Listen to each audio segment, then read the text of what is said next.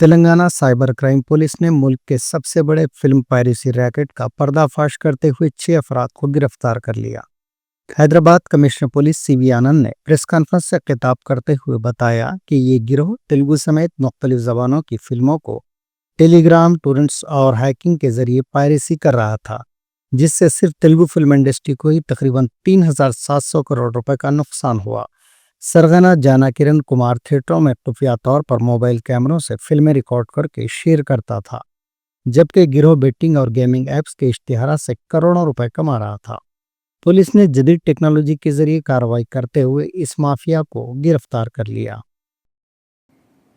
ఇప్పటివరకు మనం ఒకటే అనుకున్నాం, కానీ రెండో ఎంఓ ఏదైతే ఉందో మోడస్ ఆపరెండై అది చాలా ఒక విస్మయం కలిగించే అంశం. అది ఒకటేంటంటే, ఒక రకం ఏంటి, థియేటర్స్లో వెళ్ళి క్యామ్ కార్డర్ ద్వారా రికార్డింగ్ చేసి ఆ మూవీని రికార్డింగ్ చేసుకున్న తర్వాత బయటకు వచ్చి దాన్ని అప్లోడ్ చేసి దాన్ని విస్తృతపరచడం. రెండవది hacking of servers of digital media houses. ఈ అంశం ఇప్పటివరకు ఎవరికి తెలియదు. ఇది ఇప్పుడు Hyderabad city police cyber crime wing వారు కనుక్కున్నారు.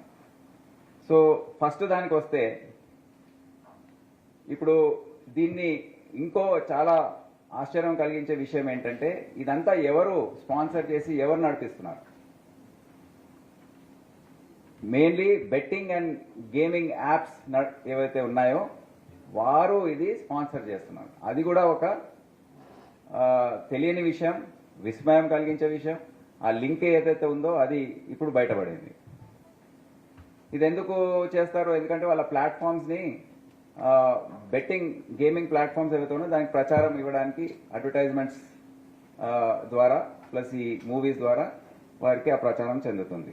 ఇంకా చాలామంది దాంట్లో అందుకే బెట్టింగ్ గేమింగ్కి అలవాటు పడుతున్నారు.